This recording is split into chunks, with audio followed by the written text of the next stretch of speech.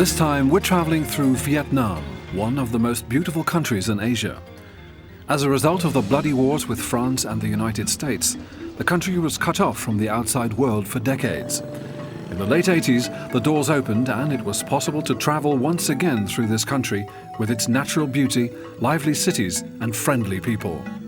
We'll travel from southern to northern Vietnam on the Re-unification Express.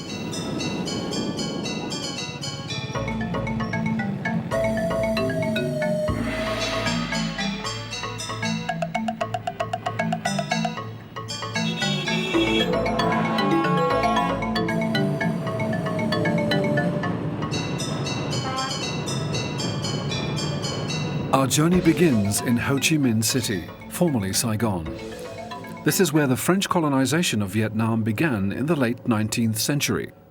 Northern resistance against the colonists led to the proclamation of the Democratic Republic of Vietnam by Communist leader Ho Chi Minh in 1945. But France regained control over the South, and a division evolved between North and South, between communism and the Free West. Increasingly more aggressive communist resistance led to the war with America in 1964. Millions of deaths later, the war was ended in 1975 with the communist conquest of Saigon.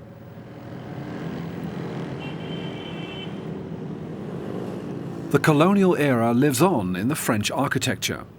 This prestigious majestic hotel has been completely restored to its original state and is once again one of the main hotels of the city. Ho Chi Minh City is the commercial heart of the nation, and it's here that the Vietnamese work towards the future. The people look forward in the midst of memories of the past and under the supervision of the People's Committee, situated close to the monument of its deceased leader, Ho Chi Minh. As founder of the Communist Party, he was a key figure in the unification of North and South Vietnam. This was realized on the 30th of October 1975 with the capture of this presidential palace, now renamed the Reunification Palace.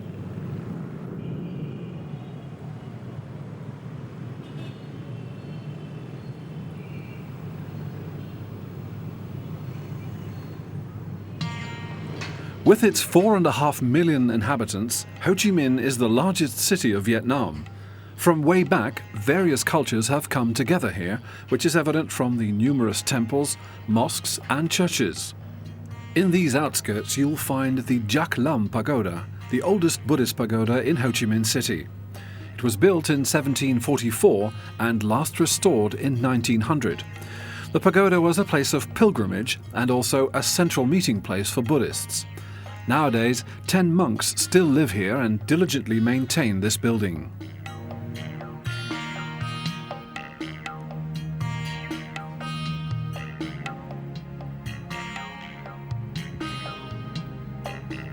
Nearby there is the 7-story Vinh Nghiem Pagoda, the newest and largest pagoda in the city. The temples play an important role in the daily life of the Vietnamese. Here they honor their ancestors, request help with illnesses and problems, and pray for happiness. The Chen Hao Temple is one of the most popular, and it's known for its splendid spiral incense.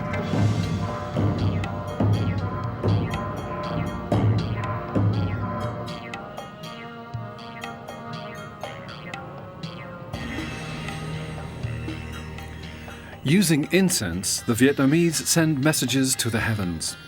Spiral incense is popular. It burns longer and sends out signals over a longer period of time.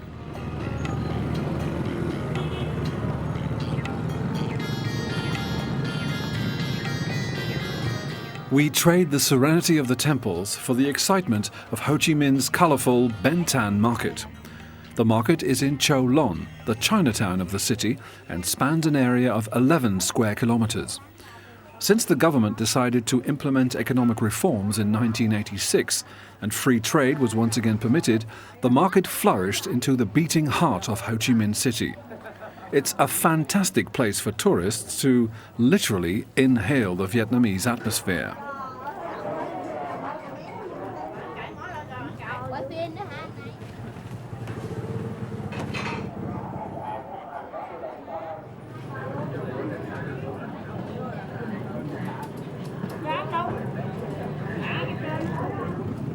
Ga Saigon, the station of Ho Chi Minh City. We board here for our first train journey.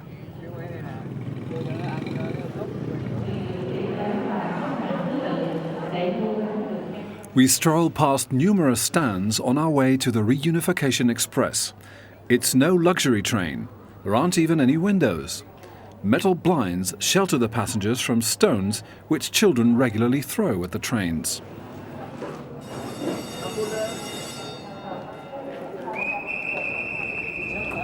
The whistle signals departure. We slowly leave the station and its long row of small shops.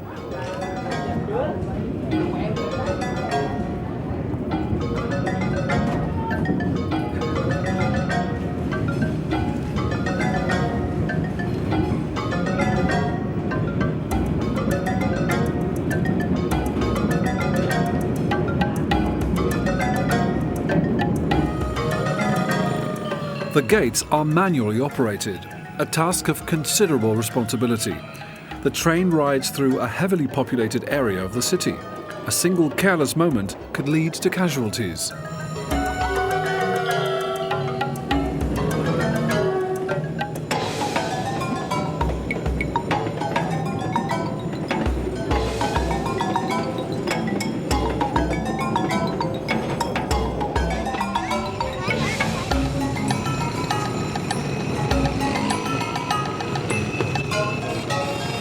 Our first stop on the way to Hanoi is Da Nang, more than 900 kilometers north of Ho Chi Minh City. The Saigon-Hanoi railway track is more than 1,700 kilometers long and was built by the French colonists. During the Second World War and the wars with the French and the Americans, the tracks were the target of countless attacks. After the end of the American War, there was not much left of the tracks. The government, who viewed the railway as a symbol of the unification, therefore invested a lot of manpower in rebuilding it. On December 31, 1976, the Re-unification Express was opened.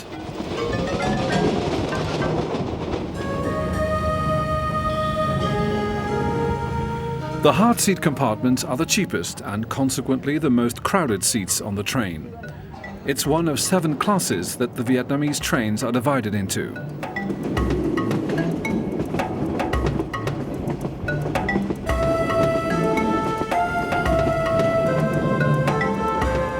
Anyone who travels through Vietnam by train had better not be in a hurry. The pace of the train averages less than 50 kilometers per hour. Despite the restoration, the Re-unification Express is in poor condition and can't permit higher speeds.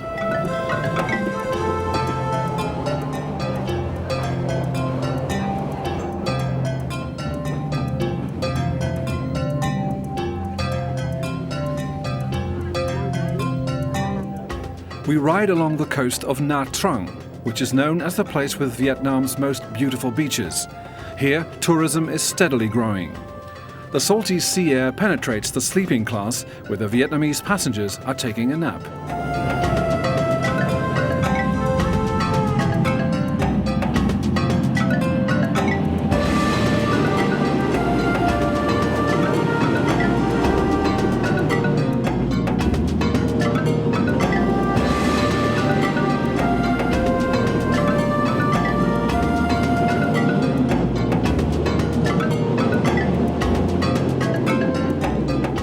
While wet rice fields pass by outside, the cleaning crew is busy at work inside. The beautiful countryside gives way to small, impoverished villages. Although Vietnam has developed quickly, it's still one of the poorest countries in the world. It paid for its independence with a completely collapsed economy. The rigid communist policies and the trade embargo carried out by the Americans prevented any chance for recovery. Economic reform programs and improved relations with the United States in the late 80s have only recently brought the essential changes and international support.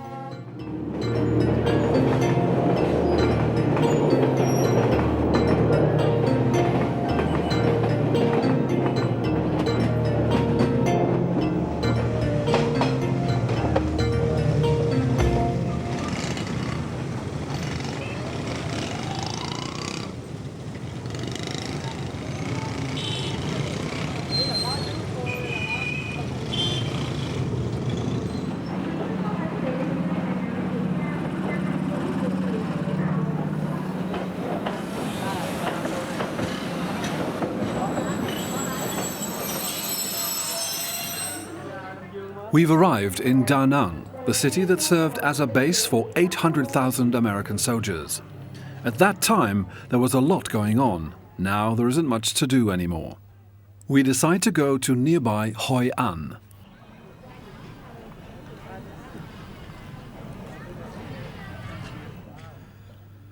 A Japanese covered bridge from 1593 links Hoi An's Chinese quarter to the former Japanese quarter. Both groups conducted trade from this place. At the time it was the major port city of Southeast Asia. For 3 centuries, seamen docked here from all corners of the world. Hoi An flourished until the river turned to salty grasslands and became too narrow for big trading ships. Afterwards, Hoi An became the administrative center of the French colony. The American War left Hoi An unspoilt and consequently its historical remnants as well. With support from UNESCO, it's being carefully restored.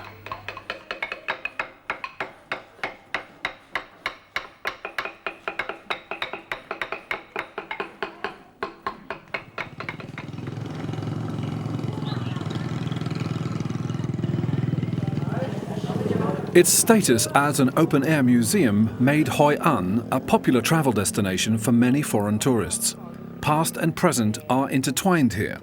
Historic architecture provides the beautiful background for everyday life, to be found mostly outside throughout all of Vietnam.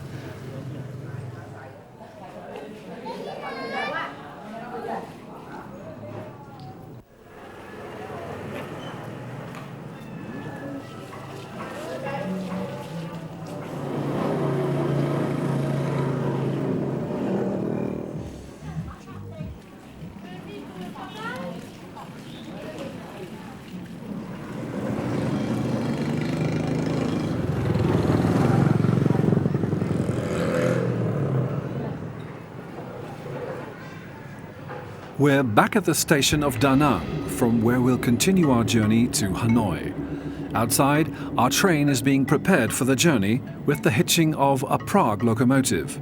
It's a relic from the period that Vietnam had close ties with the former communist countries of Europe. Railway workers conduct heavy maintenance work too strenuous to be done alone.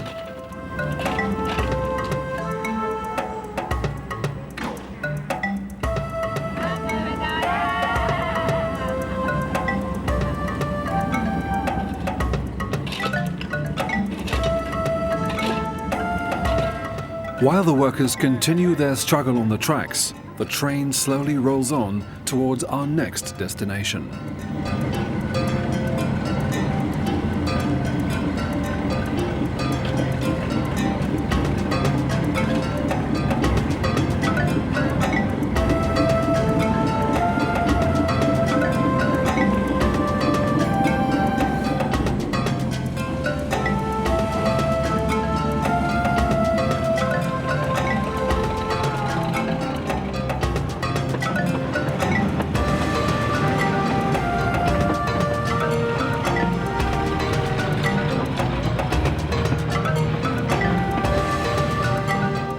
We're traveling further towards the north to Hue, a short stretch of about 100 kilometers.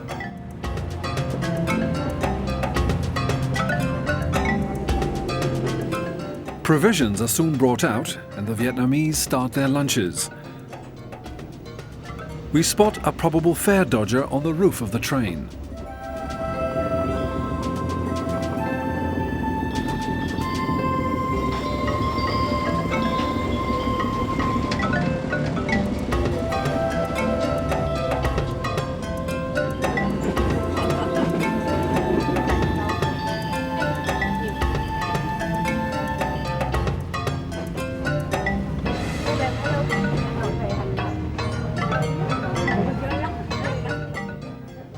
Another fare dodger appears.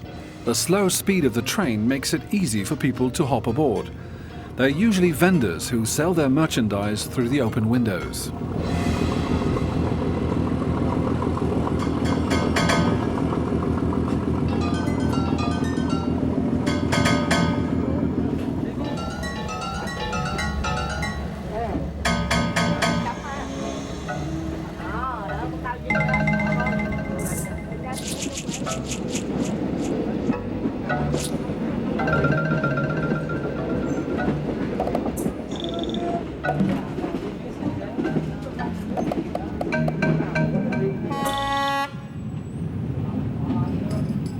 After the brief but beautiful ride, we reach the first villages in the vicinity of Hue.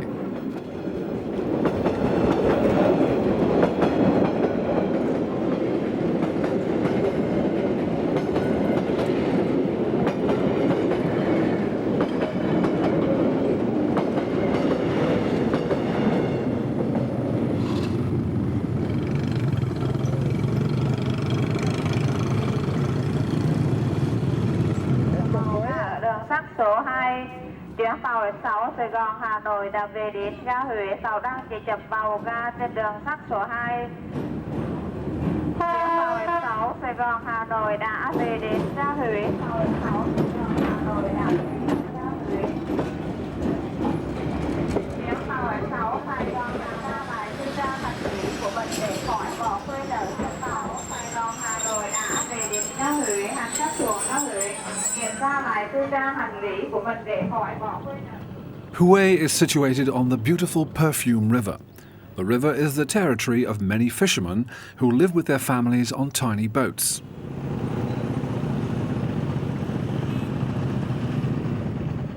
On the banks there's an entrance gate to the old citadel, built by the last Vietnamese imperial family, the Nguyen dynasty. Inside is the highest flagpole of Vietnam. The proud star waves at a height of 37 meters. The imperial quarters within the citadel were built to resemble those of the Chinese emperors. A number of buildings have been saved and beautifully restored.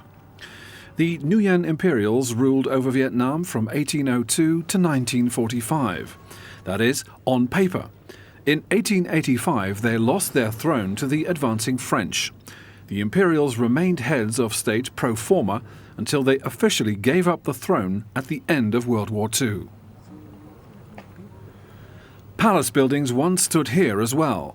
The notorious Tet Offensive completely laid them to waste.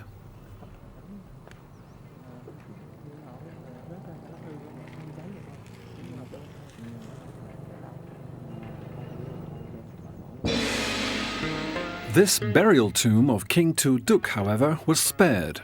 Tu Duc was the longest ruling head of the Nguyen dynasty. The tomb is a complex of 50 buildings. Tu Duc, a poet more than a monarch, created a poetic world where he could live eternally after his death. But during his earthly existence, the remarkable ruler led an extremely luxurious life in his grave complex. For example, he drank tea brewed with thousands of morning dewdrops, and every imperial meal consisted of 50 dishes prepared by 50 chefs and served by 50 servants. Tu Duc furiously tried to produce offspring with his 104 wives and hundreds of concubines, only to finally give up after declaring that they must be infertile.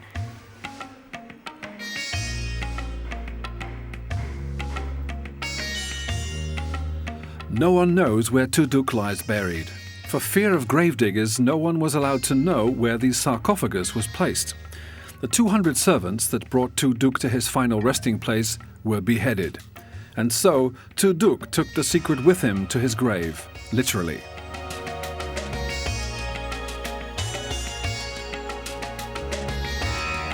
The Tien Mu Pagoda is the symbol of Hue. In the early 1960s, this site was the center of Buddhist protest demonstrations. They campaigned against the persecution of fellow believers by the dictatorial President Diem, who was appointed by the French. The protest received international publicity when a monk set himself on fire. It was in this car that he drove to Saigon. After dousing himself with petrol, he committed his spectacular act. 5 months later, Diem was killed during a coup.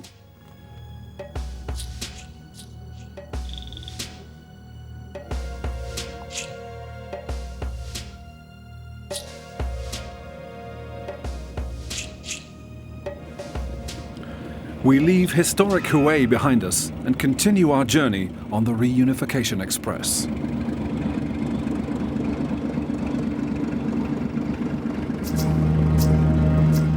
A trip of 700 kilometers will take us to our final destination, the capital, Hanoi.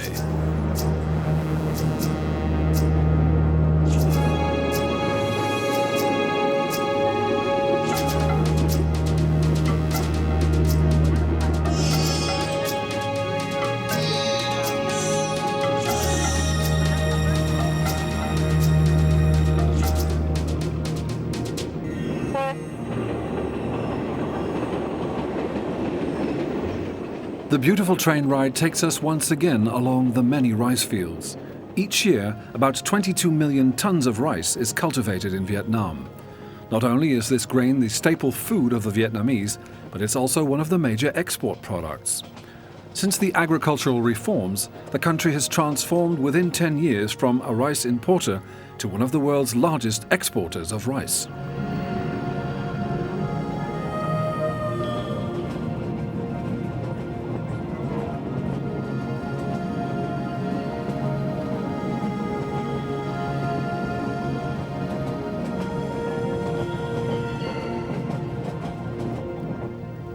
One of the greatest attractions of Vietnam is without doubt the charm of its people.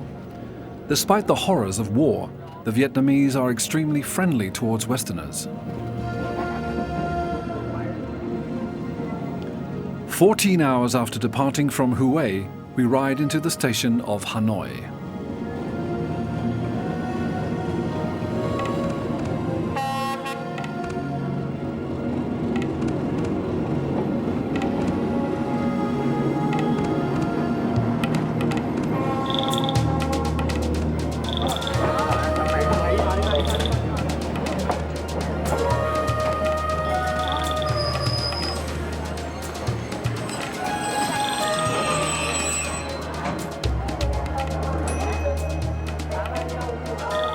First, we'll visit the Ho Chi Minh Mausoleum, where the former communist leader is buried. The site is a place of pilgrimage for the many people who see him as the father of their fatherland.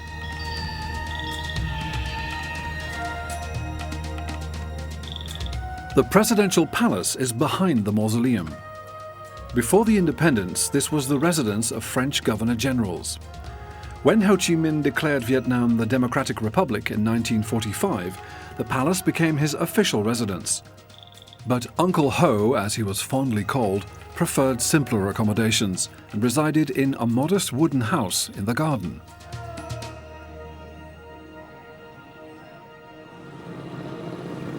Just as in Saigon, the French also left their traces in Hanoi's architecture. After the communist takeover, many buildings became dilapidated until the current government ordered their restoration. The Metropole Hotel, for example, was also completely restored to its original state.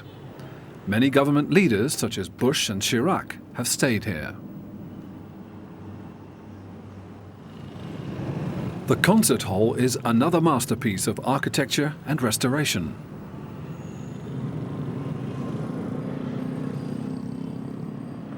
In sharp contrast to the colonial quarter, there is the old city center of Hanoi.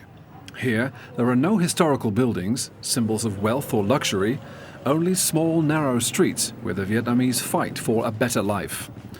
Vietnam is rapidly establishing itself in the world economy. The country is changing. The younger generation thinks in terms of money rather than traditions and is only interested in rice when it's served with a slice of meat. Alongside the small traders, powerful companies are steadily developing. The small tiger is growing while the old generation observes in bewilderment.